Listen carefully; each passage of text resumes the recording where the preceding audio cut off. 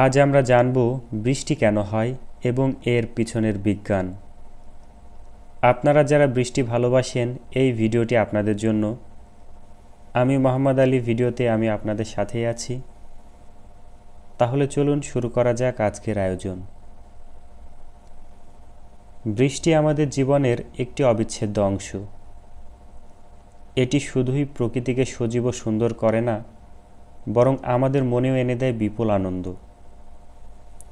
কিন্তু কখনো ভেবেছেন কেন হয় এই বৃষ্টি? আসুন আজ আমরা জানব এই রহস্যময় প্রক্রিয়ার পিছনের বিজ্ঞান। বৃষ্টি হওয়ার প্রথম ধাপ হলো বাষ্পীভবন। সূর্যের তাপে সমুদ্র, নদী এবং হ্রদ থেকে পানি বাষ্পীভূত হয় এবং বাতাসে মিশে যায়। এই বাষ্প মেঘ তৈরি করতে সাহায্য করে।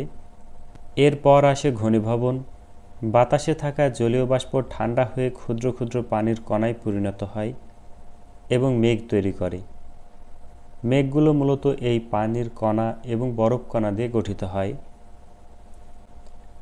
মেঘের মধ্যে থাকা ক্ষুদ্র ক্ষুদ্র পানির কণা একে অপরের সাথে যুক্ত হয়ে বড় বড় পানির কণা তৈরি করে।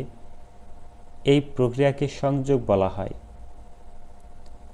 যখন এই পানির কণাগুলো খুব বড় এবং ভারী হয়ে যায়, তখন তারা মাটিতে পড়ে যায়, আর এটাকেই আমরা বলি বৃষ্টিপাত।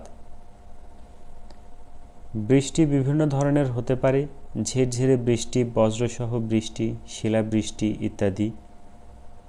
প্রতিটি ধরনের বৃষ্টির পেছনে আলাদা কারণ এবং প্রক্রিয়া থাকে। আশা করি আপনারা বৃষ্টি হওয়ার প্রক্রিয়া সম্পর্কে পরিষ্কার ধারণা পেয়েছেন। প্রকৃতির এই অপরূপ সৌন্দর্য আমাদের জীবনকে আরও সুন্দর করে তোলে। সবাই ভালো থাকুন, সুস্থ থাকুন এবং প্রকৃতির সৌন্দর্য উপভোগ করুন। আল্লাহ হাফেজ।